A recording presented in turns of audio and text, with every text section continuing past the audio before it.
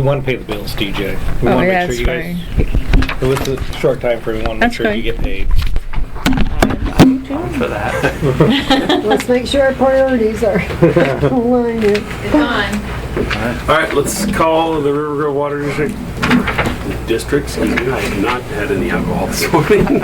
Slurring my speech. Regular board meeting on Monday, April 25th. We'll call it to order at 7:31. We're going to skip at the request of Commissioner McDowell to the Finance Report, tab 5. Get that out of the way first, and some of us will be leaving. Sure. Alright, so I just want to start on tab 5, second page with the reconciliation. So, of course this came back to bite us, but the unclaimed property check that we threw into last year, I had talked to the auditor about this. Thought we were in consensus. He doesn't really like, he's not on the same page with us how we reconcile our water deposits, but that becomes an issue for us when we're doing these unclaimed property checks. So basically, if we write the unclaimed property check in the fiscal year that we're reconciling, it creates a Here you go. Let's try to copy. a duplicate entry essentially to payments that were already made in prior fiscal year. It represents the refundable part of the deposit that we're reporting to the state of Oregon as unclaimed property. So, Okay, so wait, back up for a second. The unclaimed property, what are we generally dealing with? Okay, so unused portion of their deposit? Yeah, so it's an unused portion of their deposit, amount $50 or less. It's refunded to the customer in the form of a check at the time of filing out, and it's the ones that don't cash that Sometimes check. it's 34 cents. It is. Sometimes it's 2 cents. We have that. That's fine.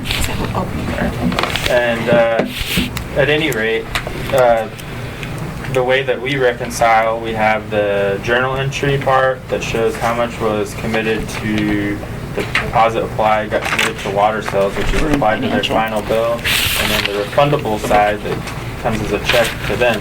Those two sides equal $50. So that's how our deposits applied should stay in a balance of a $50 increment. But when we have to cut a check, so State of Oregon unclaimed property says that water deposits that go uncashed need to be turned over to State of Oregon unclaimed property the year after they go unclaimed. So we are supposed to report those usually by October, and so that takes one side of that $50 amount that we now have to create a duplicate entry to create a check to go to the state of Oregon. So that's why I was trying back when we created this check, figure out if we could put it back in the last fiscal year to keep it so that so if we voided out those checks to the customers in the last fiscal year and issued a new portion of that check to the state of Oregon, it keeps that $50 increment. But when the auditor has already closed the books, that is what caused us to have to move it back into this fiscal year. Okay, so that's what the auditor's recommendation is, to Yes. go back in this fiscal year and do that whole transaction. Right, and he just suggested to make it known what it's for, and so this is. Well, don't we have an account, so when it comes to 6075, it's not automatically our deposits and refunds? It is. We should know what it's for, right? Yeah, so it's account 6075 196 48. It's the exact amount of the check that we reissued those payments to the state of Oregon unclaimed property. Okay. And that essentially would sit there until we close out this year. Our idea this year, since he doesn't, he doesn't really care about how we're reconciling like that, is to cut the check to figure out the unclaimed property before June 30th. But then, essentially, I don't know what the state of Oregon will think about us reporting that early or holding the check. Because, then they might say that customers didn't have the full time to be able to cash the check in the first place. Or we always would just know. What's the time limit for them to cash the check? It's 1 year and from last contact. That's what the rule states. So if you spoke with them in like June of last year and they haven't cashed it by June of this year, then you have to report it in that September filing. Okay. Well, so then it just has to occur in the year that the reporting is due, right? Right. So some will be it'll just be spread out over years, right? It's gonna occur all during the year. Yeah, it could happen all, any time, and And then, we keep it in the fiscal year where that report occurs, right? so the other idea is that we could just put it where it falls, and then we could just make some kind of adjustment knowing that that's going to unclaimed property, and besides for that, everything is reconciling to the $50. Well, I would just ask our auditor for recommendation on how to do it in the book. I realize we didn't list the previous situation. Right. The thing is we couldn't make our beginning balances the same as his on the budget. So that's why we had to find out what was causing the problem. Either that or so it would be on the audit, because otherwise he could make an adjustment on his end, but it would require changing the numbers in the audit, which I don't think is worthwhile. I think it's more worthwhile to just, I guess, record it in the year that you're in and know why it is what it is. So that way when we do the audit, because it created a lot of confusion when we were trying to put together the budget. Why do our numbers not match up? So we started going through with him and he said, okay, why did you do that? I said, I thought we talked about this. And he's like, no, I don't want you changing anything back there. And he basically just doesn't, whenever I try to explain to him about how we need to reconcile to the $50 increments, he's just kind of like, why? Do we know other water district finance officers? You could ask how they do it. Yeah. The thing is I think that was a request from a previous auditor to do that. To do what he's doing. And if our current auditor doesn't really care? No, he doesn't. He doesn't want us to do it that way. Yeah, he doesn't care if it's in 50-foot increments. He wants us to record it when we pay it, right? Sounds like, yeah. Right. Yeah, I agree. We keep it in the budget. We paid it. Yeah, I like I said, if we keep this report, I still think that this is meaningful to track that everything's reconciling, because the further you get out of whack on these things, the harder it is to try to make sense of it. And if we just note the reason for the variance and can justify it, see this 19648 is represented by check 614, which is unclaimed property. The auditor is aware of it and fine with it. Okay, so where do we draw the unclaimed property check? What account? 6075? It comes out of the checking. We write a check, which all these checks come out of our checking account, and we move the $50 deposit from the deposit account to the checking account. Part of that compensates for the water sales portion applied, and the other part compensates for the refund check. Okay.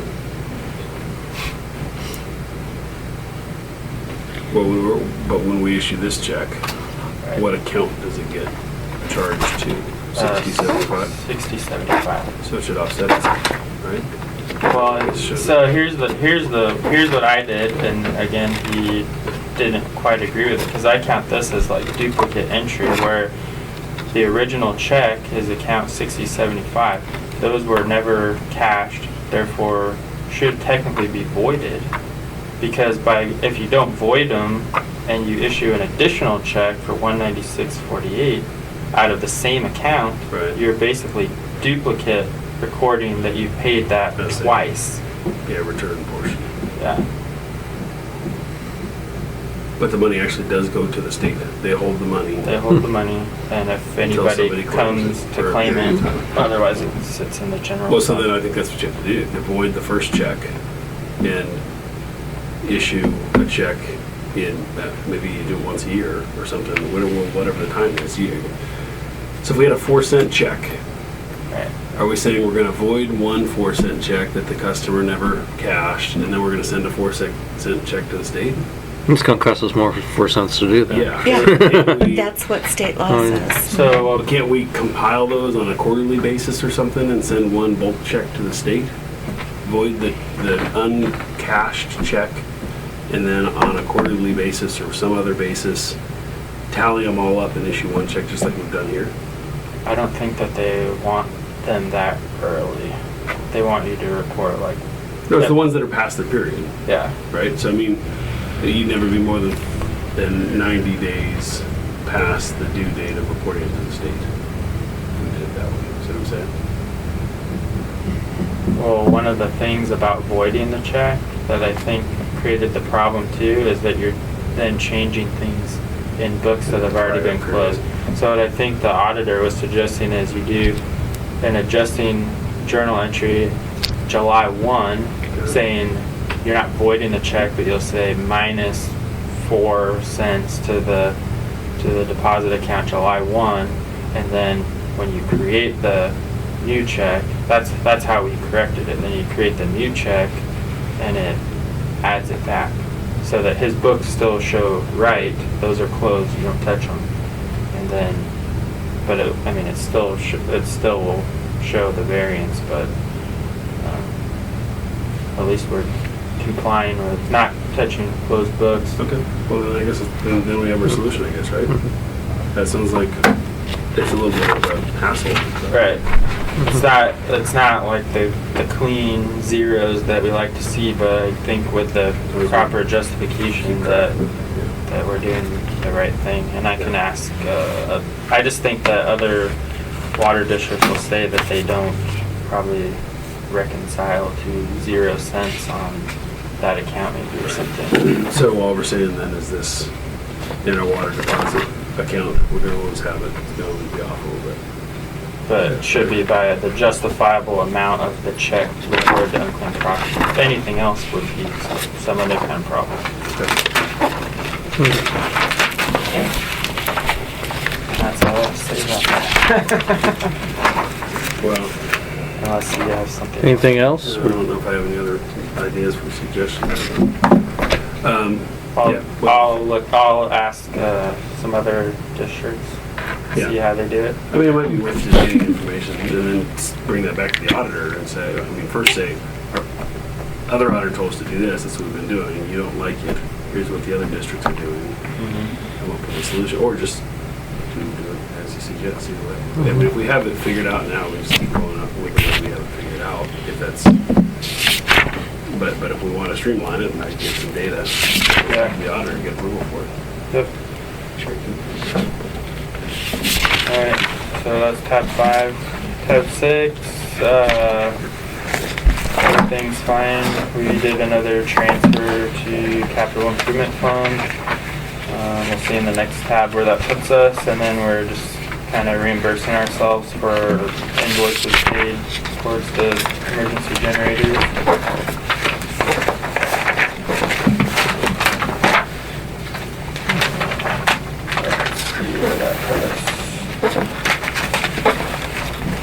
So we've transferred, we're budgeted to transfer 120,000. Capital improvement fund, we transferred 102,983. What's the account? 9115. Speed up. So if we get to transfer and May 10th, we'll do the auto pay for April billing and then do the next transfer. So I think that we'll probably be able to transfer the full 120,000 this year. Good. Cool. I think we're retracting DJ for just like a little bit more than projected in water sales every year. Well, sprinklers are gonna start coming on. They already have. Okay. Dan, the 9115 transfer in, Yeah. is that with the what transfer you just did? That amount? 102,983? Yeah, so that transfer that I did is for the February billing, so we got the auto pays went through in March, and we transferred 1680. And then, so we just issued the April billing, so on May 10th, we'll do the auto pay collection, and I think I calculated we'll be transferring like another like 16,000. Okay, there. so it isn't It's not in there included. yet. Okay, And okay. then- That's all I was asking. And then 1/3 of the June, I think they'll be, we're not gonna transfer a dime more, but I think they'll transfer that amount. Okay, excellent. So, we have a motion to approve the financial report. So moved? Second? Moving second to approve the financial report. All those in favor? Aye. Opposed? All right, how about paying the bills? So I move to pay the bills? Second? Moved and seconded that we pay the bills. All those in favor? Okay, so we have approved finances and paid the bills. Let's get back up to number 1 on the agenda, the meeting minutes of March 28th. I didn't have any comments. I move we approve the minutes of March 28th, 2016 as presented. Second. Moved and seconded that we approve the March 28th meeting minutes. All those in favor? Aye. Now, let's get an update on the emergency generator installation from Mr. Helton. Thanks. As far as the physical work, the contractor went out there to start doing some panel installation at the well house number 2. He ran into an issue there. First of all, he thinks the transformer that's in the well house, which reduces the voltage from 480 to 120 to run the lights and circuits and everything, is getting ready to fail. And he's recommending that it get replaced. And we asked him to give us a proposal for that. We got a proposal late Friday night. We haven't really had a chance to go ask our electrical sub-consultant to look through it yet. It's about $4,800 to do that work. About $2,000 of that is materials, the other $2,000 is labor, and then is overhead and profit on that. So we're in the process of asking our electrical engineer to look at that and What's see the if that useful makes... life of a transformer like that? Oh, gosh. Probably normally you would say 30 years, 25 years. It's been in there since the well was first installed, so it's well beyond the service You life. don't want the thing to blow. That would be bad. Right. Yeah. Yeah. Okay. So they're looking at that right now. We will have to get back with DJ in terms of whether the price looks right or not to move ahead. The other item, DJ and Rick had asked to have a concrete slab put in between the generator and the well house so they could set their storage shed on a slab. We had showed it on gravel. The contractor originally gave us a price of about $3,100 or $3,200 for it. We looked at it and talked to him, and he's got it down to $2,800 now to do that work. $2,200 of it is for the sub-consultants that are doing the concrete work. The rest is for his oversight and overhead profit. That's actually not a bad price. So it's not a terrible price. It's a 10 by 21. It's a pretty good size slab.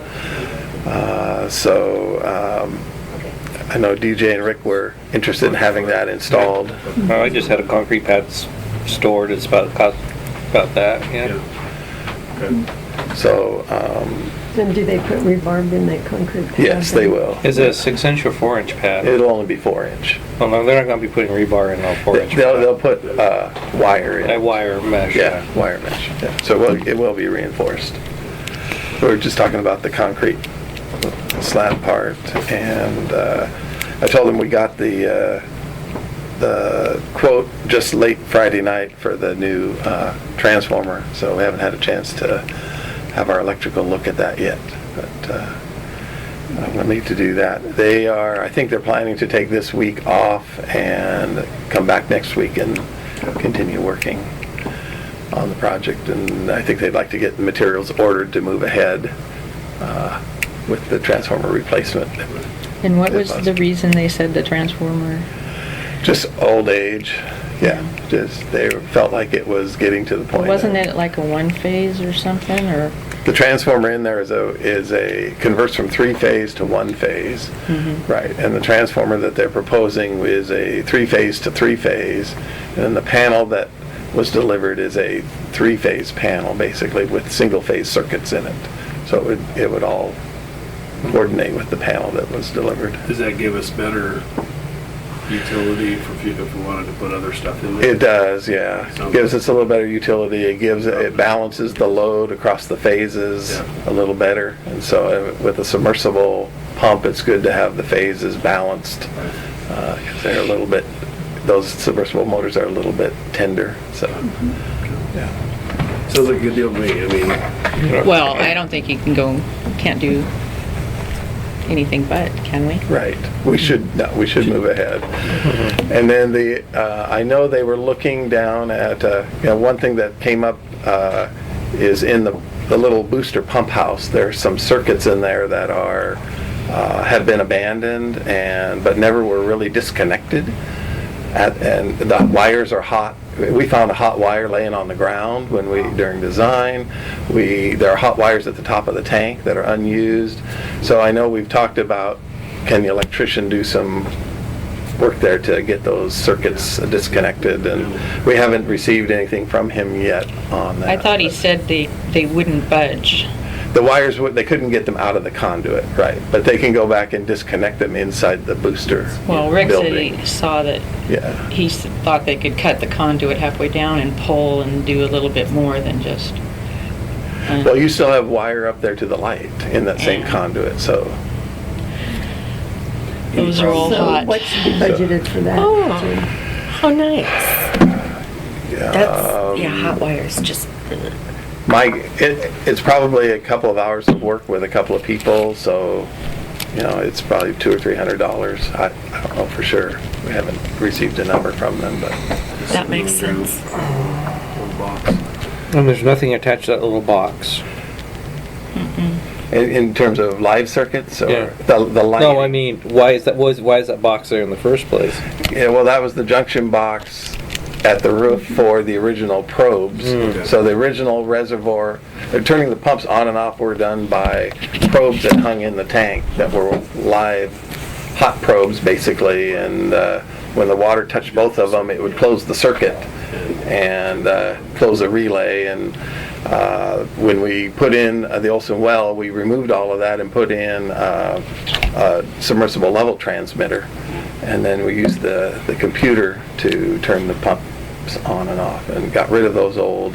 But again, all they did was cut the wires off, cut the wires at the top of the tank, and left them live. So we're talking about $7,900, $8,000 Yeah, adjustment. total of adjustment in that range, right?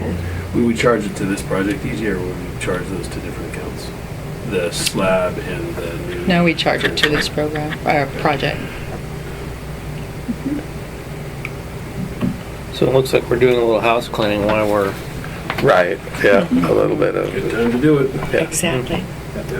Before somebody gets hurt. Right, right. All right, well, that works, and we have on the agenda your contract issues. Jim and I talked about my concerns before. Jim set me straight on a couple things. I was reading just essentially the whatever you call it. Just the agreement form. Agreement form. Yeah, so the contract has a lot of, this whole yellow is, the EJCDC general conditions, and then we've got a set of supplemental conditions that describe all the insurance requirements. So in those documents, which I didn't see, is the insurance requirements and the different indemnity that was... Right, the common indemnity. I was telling DJ, we have an indemnity that's in that agreement form that normally doesn't go there because there's already one in the general conditions. So we went back to find out how it got there. We found that the attorney of one of our municipal clients asked us to put it in there several years ago, after the law passed, by the way. And so we put it in at his request, and it's been in there ever since. Nobody's ever really said anything about it, but It's just. we've taken it back out because it doesn't belong there. Yeah. So that component of it. Right. But, Right. you know, if it's a new attachment. to The rest of it general reads the conditions- same as the general conditions, Yeah, so yeah. it was But in order of unfortunate. precedence, right, when you add an attachment. The agreement that is number trumps one. Yeah. Yep. So the agreement's gonna go, and that means that indemnity is what applies, and so it should be cleaned up. Yep, so we've gone ahead and done that. Okay. Moving ahead. Excellent. I'll send you my bill. Okay, thanks. I appreciate your review, actually. We do try to get, we try to get our clients' attorneys to review when we can. The insurance provisions, we typically ask our client's insurance person to look at the insurance part to see if it fits with what the district or the city has. So, Well, sometime, we didn't get the contract until it was ready to sign. I know, we were doing, right. So Right. if you want us Well, to- we had it all, the document in the bid. In the bid, Right, yeah. and again, the contractor is bound by the bid document, so. Yeah, it's part of the contract. Right. So when you're talking about having them review it. We'll do you it talk- during the bid, before it goes out to bid, the next time. Okay. Right. Okay. Okay, that should work. Any other news or updates we should be aware of? So do you want to approve the change orders? Oh, I guess we should, yeah. So we have roughly, what was your calculation, Sherry, 7,100 Well, change orders? or- I propose that we approve the engineer's recommendations of nearly $8,000 in changes for the general issues, and that should cover it. How about, may I suggest a friendly amendment? Say up to 8,000? Is that going to Yep. be, okay? Okay, that's just So the we get to put a 8,000. limit on it, I think Yeah. that'd be good, yeah. Okay. We have a motion, a second? I would second that. Okay, moved and seconded to add up to $8,000 to the emergency generator contract for the items discussed. All those in favor? Aye. Alrighty, so, let us know if we need further changes. So Okay. tell them to quit looking around us. Yeah. Yeah, well, we don't want electrocuted goats. No. Oh, I'm worried about electrocuted staff. Yeah, we want to make sure that. Yeah, we were a it's little safe. bit, Yeah. my gosh, when they found that. Clarification, I'm surprised that you're even coming back with this, because you have the authority to approve $17,000 worth of changes or whatever. And I just wondered why this just couldn't be done. You know it needs to be done. Well, I think that's not a bad deal to bring to the whole board. I mean, it's not like, yeah, it's not that it's something she couldn't do, because you're right.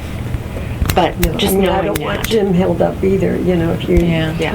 If we need, Sometimes if the time is contractor of the needs to move essence, so- ahead, right. There is, just know there is a system by which It can move it's not fast if it necessary to needs to. come to the board. Yeah. Good to know. Okay. Okay, excellent, appreciate the update. Did you want to talk about this? Oh, yeah, Did a that- little bit. Did that get into the book, or? Yes, it did. This is the shut off issue? No, this is the So we did put together a budget, What to, tab? is it in a? Yeah, it's in the, it's in the- end of tab 1. Okay. So this is basically the second part of the standby power. We had identified two projects. So this one is, what we're looking at is putting in purchasing a towable generator, and I think I left the big picture with you, right, DJ? So this is, just a little white one there would be an example of what we would be looking at purchasing. And so it would be sized, it'd probably be about, there you go, about 125,000, or 125 kW in size, approximately. And it would be large enough to either run well number 1 or run the Olson well. So we already have a manual transfer switch and a plug-in at the Olson well. And so the project would be purchasing this, so we would do that through a competitive quote process, and we've got about 3 generator manufacturers that we know of that make these towable units. And then there would be some electrical work involved at well number 1 to be able to basically put in manual transfer switches and a plug. We're also proposing to replace the starter at well number 1 with a soft start unit that would allow us to make the generator a little bit smaller by not having to start it across the line. And so it's a little bit of cleanup there, a little bit of kind of get the panels put in so that it can, the same plug that we're using at Olson can be used at well number 1 also. And so there would be basically 2 manual transfer switches, one for the well house and one for the disinfection building. So this, the electrical part, the improvement part at the well house is, right now we've said 45,000 plus some contingency. It's right around the limit of the BOLI, so it's low enough to do quotes. If we wanted to do quotes, if we wanted to take a formal bids, we could do it that way also. It's likely very close to BOLI, so I don't know that you would want to do a job without BOLI and get stuck. If you add if they find a problem in the well house and we have to add another little change and it jumps you over, then you end up with a contract issue. So it's likely we would just recommend sticking with BOLI and either doing this through a quote process with 2 or 3 electrical contractors that we would like to use, or go to a public bid. So refresh my memory on the one we're doing now and this one as a supplement to it. What will this add to us if we do this suggested second part of the project? This will allow us to run well 1 and well 3 at the same time, or the Olson well and well 3 at the same time. What we're doing now is Olson well only. Correct. No, it's well 2 Oh, only. I'm sorry. Well 2 only, and the booster station. So. Okay.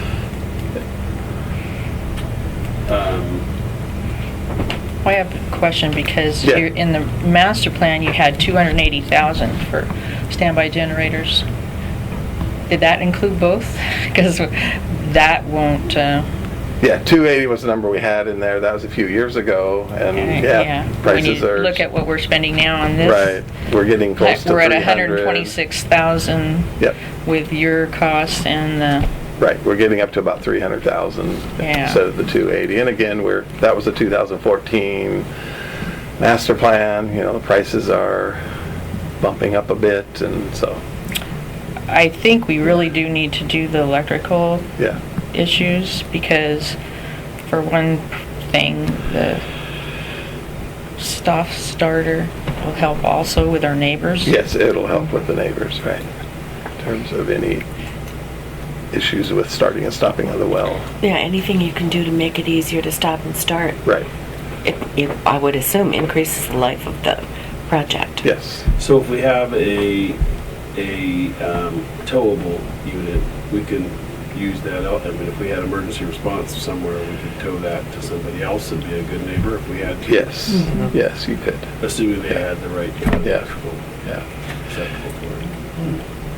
And really, we initially thought it might be stationary, but with the permitting issues with the city of Lake Oswego, we're not really recommending that we try to go through that whole process to Adds a site lot of time a and a stationary lot of unit. cost. And the flexibility of And having this it gives you a little, towable right, is, I think, a big help. yeah.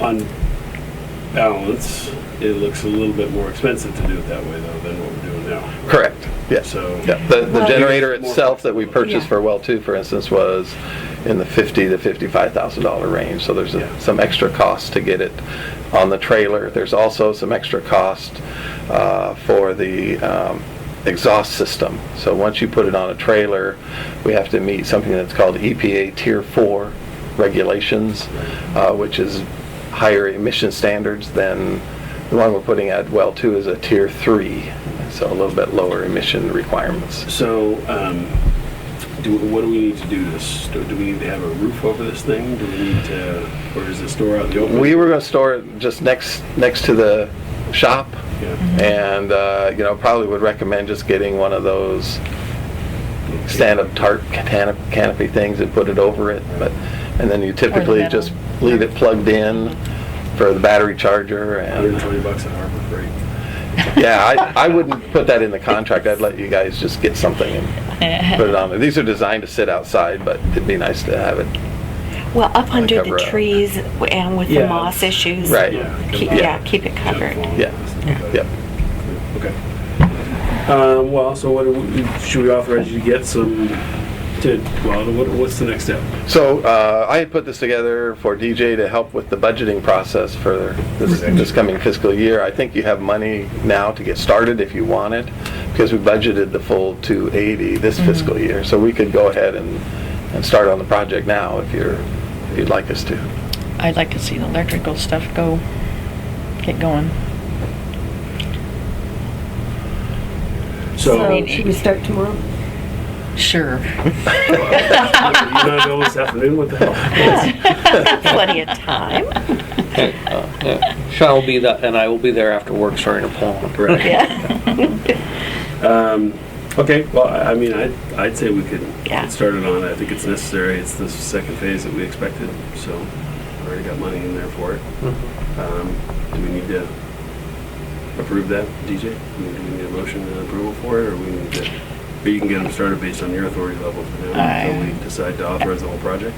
I think I'm not sure we need a motion. You just give them say go ahead and get Yeah. started on it. Get rolling with it for now. Yeah, because that's just an extension of a contract we've already agreed to. So we're getting, Got your marching John and I orders. got an elk hunting trip coming, so that thing would be handy. There you go. Could light up the whole, Yep. Full Yep. forest. Yeah. All the people there, yeah. just kidding. Bring shining elk to the all new standard. All right, well, thank you for the update on Okay. that. That's Okay. good stuff. Trade you there. Okay. Okay, that's it for me, I think. Does the state bid, do they have contracts? Let's move on to tab 2 here, the employee handbook. That might take a little while, See if they have one, so, but they might not have it. Can we move that until next, we only got 10 minutes. yeah, we keep kicking this can down the road. I know, I'm happy with it, I read it. Yeah, I mean, I just had a couple comments to it, but, Let's see what your couple comments are. okay, really quickly, the pieces that I read. We look, sick leave, page 20. Just simple things. The first paragraph, it says sick leave may not be used until the 91st day of employment and in no less than 1 hour increments. No less than. I misread that. Okay, that's good. I thought it said no more than, and I was going to say I thought that was during the probationary period only or something like that. So I thought that needed a finish to that sentence, but I misread it. It's no less than. Okay, I'm good with that. The next paragraph, shouldn't we put some sort of a caveat on donating sick leave? Shouldn't it be under extreme circumstances or something like that, or does it? I guess it doesn't matter. People aren't going to just give away their sick leave unless there's some That's real true. reason for it. Okay, maybe we'll deal with that. Page 21, conversion at retirement. Is that percentage scale really our intent? Or is that backwards? Shouldn't we give them a higher percentage of lower amount of hours?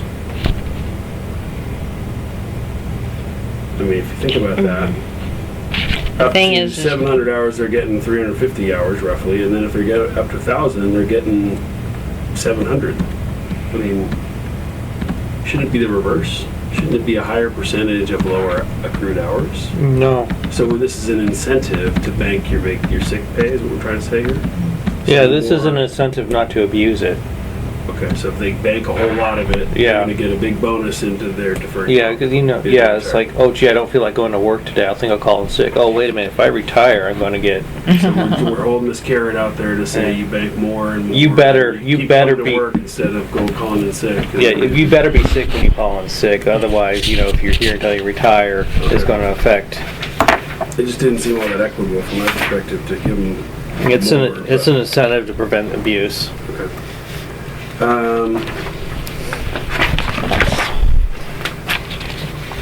Page 26, vehicular accidents, so it'd be the paragraph preceding, vehicular accidents. Middle of the paragraph, accidents must also be reported to the police agency for investigation if That's you. applicable. No.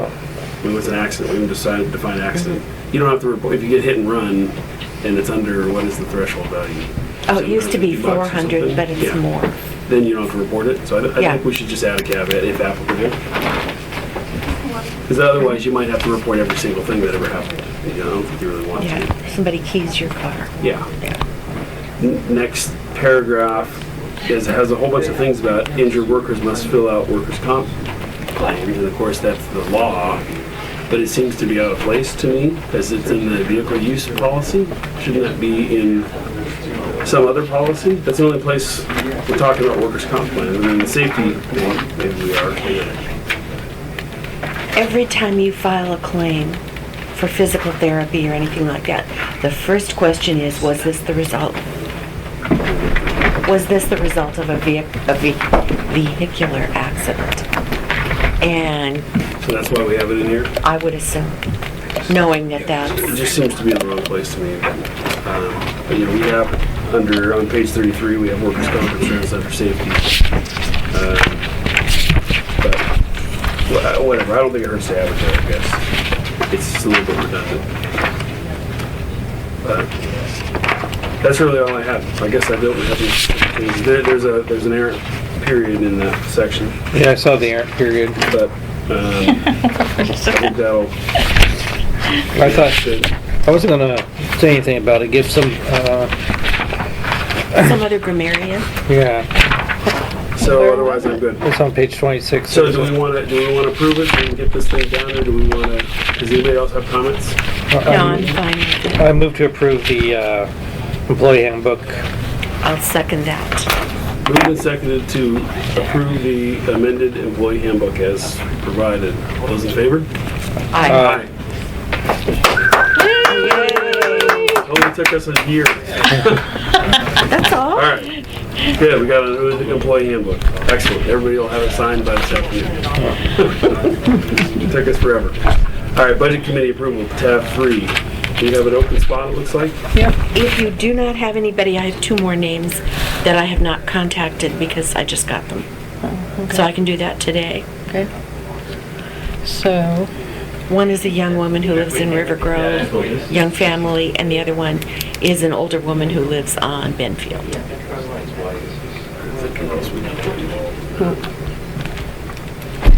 What about Nelson?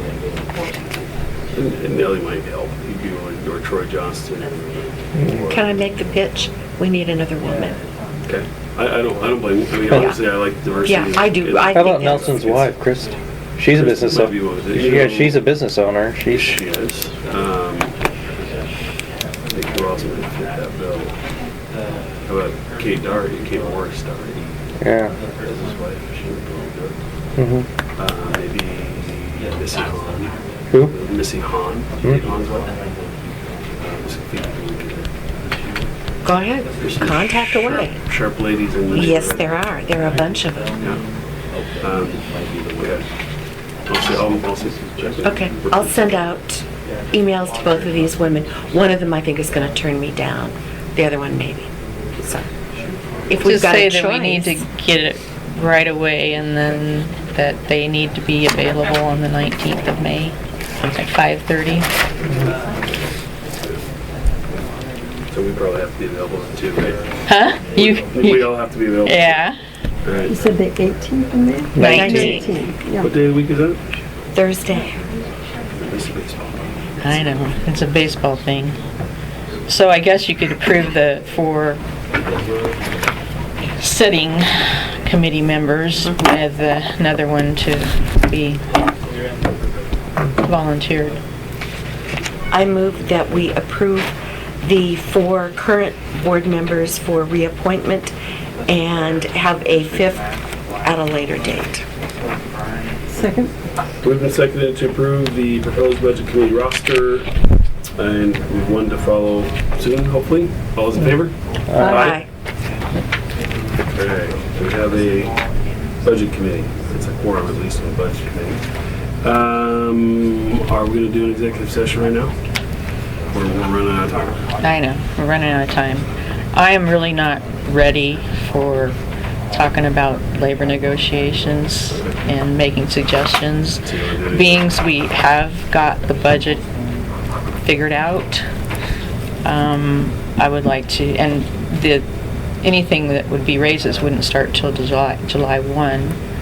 There's $9,000 in the budget for the employees that would be available for salary adjustments, but I would like to have a little more time to look at it. And If we need to convene an exec session over the phone or separately in the evening or something, we could do that.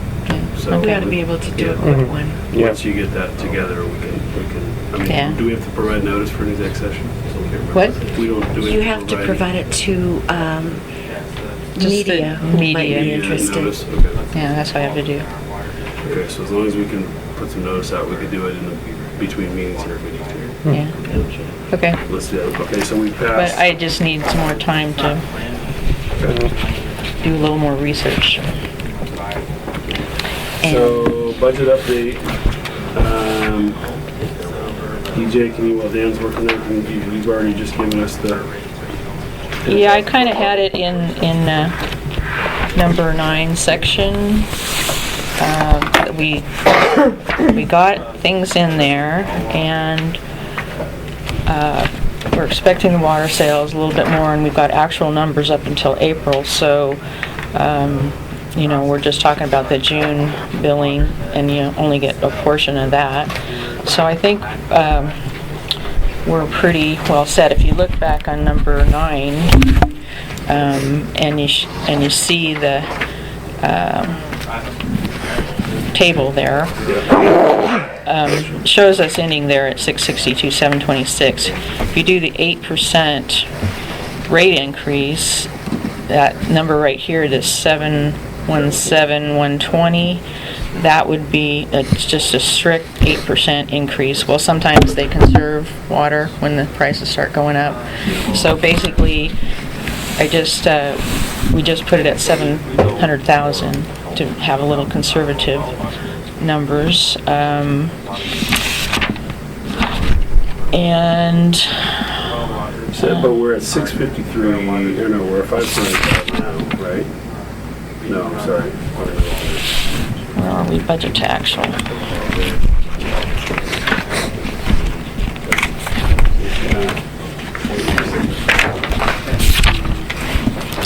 Total income, We're at 575. 796. water sales. But there's also a lot of the April billing that hasn't come in yet. 'Cause- And we budgeted 653, not 662. 662 was actual? yeah, that's what we're projecting, yeah. So we're projecting, yeah. And so,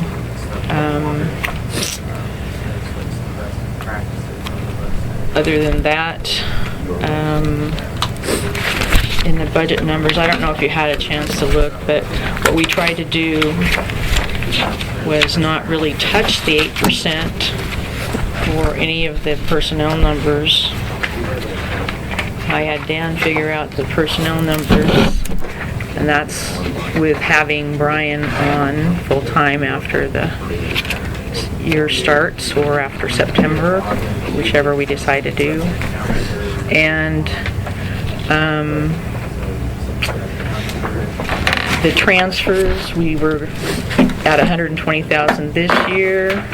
You add 8% to that, it was like 129,600 or something. So we have 130,000 transfer to capital improvement.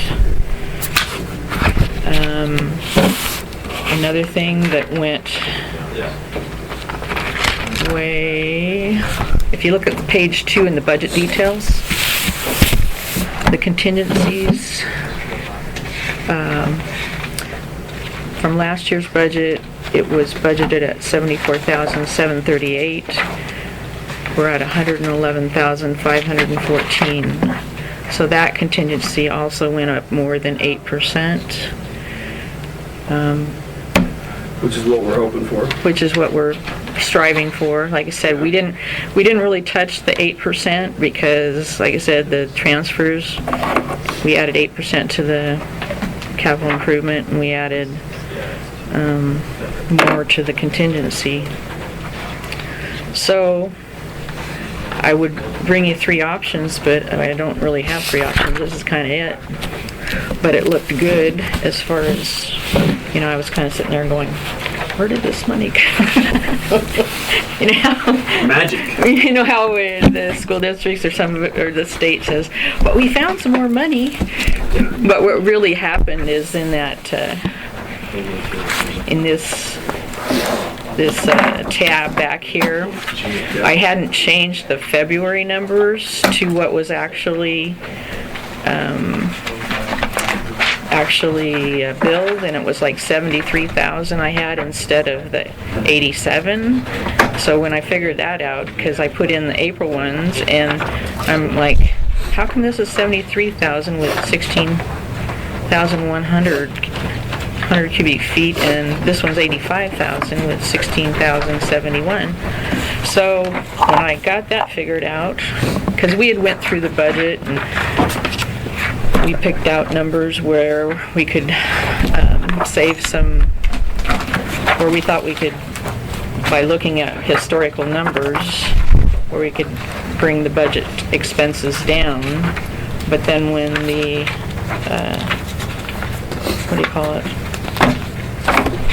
water sales looked like they would be adequate, I put most of those back, and it added more to the contingency.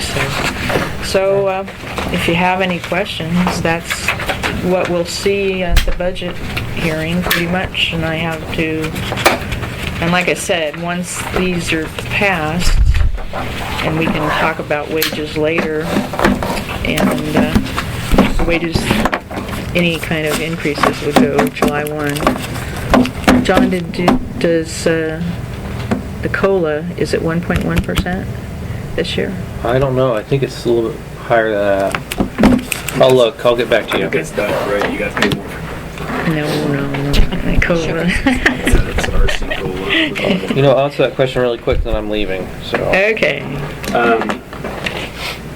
Okay, well, it's good. That's good update on the budget. Sounds like we're where we want to be. And the only thing that I suggested in my report is that maybe after next year, we get back to Debbie and do a little bit of, where we should be, with what you Check in projected. with her.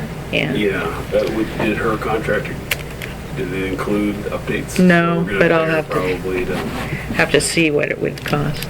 yeah, I mean, so Shouldn't could we cost much. curtail this scheduled increase? Is that what you're saying? We can maybe actually not do a rate increase? Well, in that's those what I'm years? wondering, are we, are we where we need to be without maybe? We need to find out. Because I'm sure Brian and Dan don't ever want to raise, so we'll just keep it where it is. And Yeah.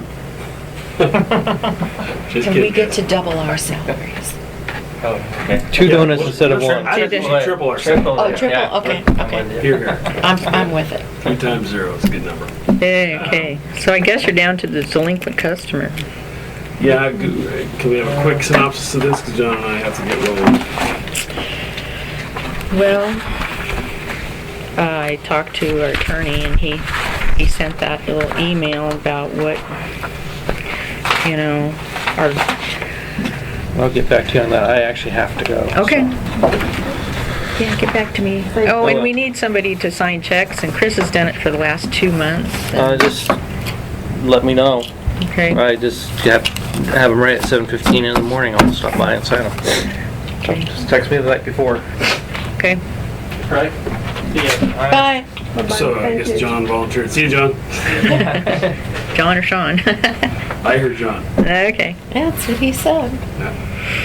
Anyway, of course, he's saying that we ought to consider, if we're setting a precedent, if we let him, if not doing anything. But if we want to, our options are go to circuit court or county small claims court. And if you go to small claims, of course, you don't have attorneys and you have to do all the footwork yourself. So, I asked him, well, isn't what he has uninhabitable, because he doesn't have water? And he said, yeah, you might talk to Washington County and... Yeah. No, that, without water, that house is uninhabitable. Yeah. So where is this house? 65th? Okay. It's a health issue. At the end down there by Yeah. the Childs? Yep. It is. And Yeah. that's why I just wondered if, is there anybody else that we call in and do a needs assessment? Is there a reason that they're not responding, or, I don't know. I don't know. All I know is when we had those issues with the out-of-district residents and everything down there, that Kay Feather, that was the next door neighbor, not too far, she didn't speak real highly of this customer. In fact, wondering if they were on the edge of being into some criminal activity. And the Washington County, Dan talked to him, but they apparently have gone out there several times before. is this a renter or is this the homeowner? Well, actually, he's a homeowner but he like inherited it from his grandfather or something. So, I just wondered if there were any mitigating circumstances that we would need to be aware of. I don't know. You're almost afraid to go over there, at this point. That's what I'm concerned. Yeah. When we're looking at this, is there any other social service agency that could do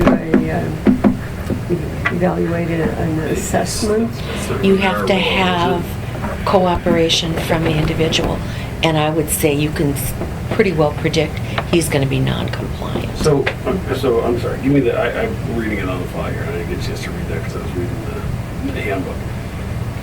So he hasn't paid, or didn't pay a long time ago. Is he still delinquent? I mean, he still hasn't paid for current water. The period I said before was back in 2015, but he still hasn't paid at all.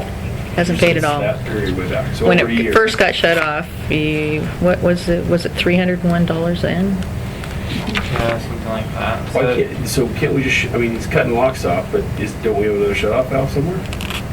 Now the meter has been removed.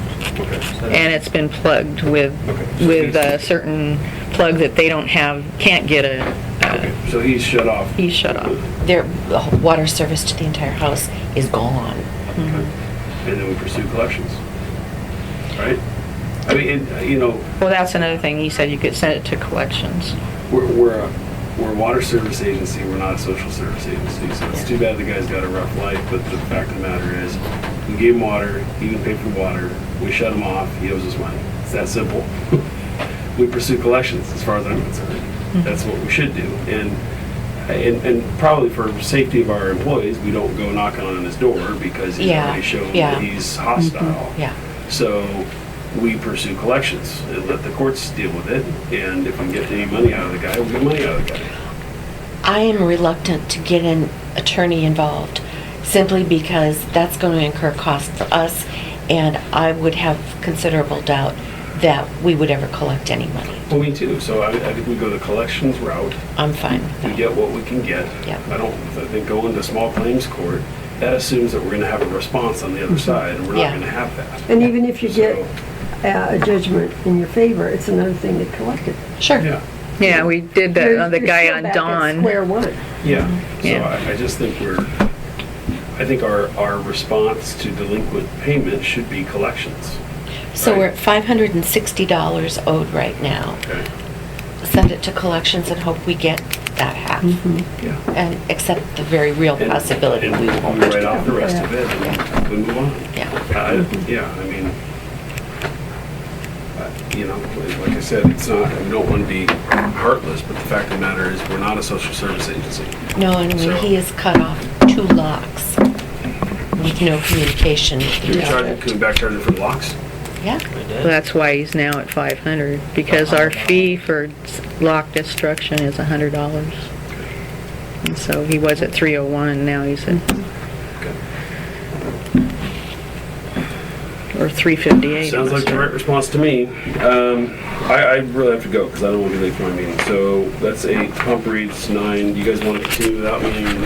Chris, you No, wanna things close the all- meeting? Well, we Things don't have over. a quorum then. No, we don't have. So, I mean, there's nothing critical. Nothing critical left. No. Okay. Sorry to cut it so short. Missed that. Did we approve the toy handbook? Yes. Who did? Did you hear the applause? No, I didn't. And we had a major change. We added 2 words, Yeah. if applicable. And Yeah. And took, that was after and took an extra period out. an extra period out. It was after an insurance investigation by the police department, and that was the sentence. And then, if applicable. Because if it's less than what, I think 750 is probably what the number is. Okay, so I think we're going to adjourn the meeting at 7 or 8:30. And All if right. you want to come to the septic workshop, it's the 12th of May. Oh, that's right. We've had quite a few calls. 12th of May, What day? 5:30. Thursday. Second Thursday. Thursday. I won't be there. I'll be at. You're going to be hooked up to sewer before long. Okay, bye-bye. Thank you. Hey, good.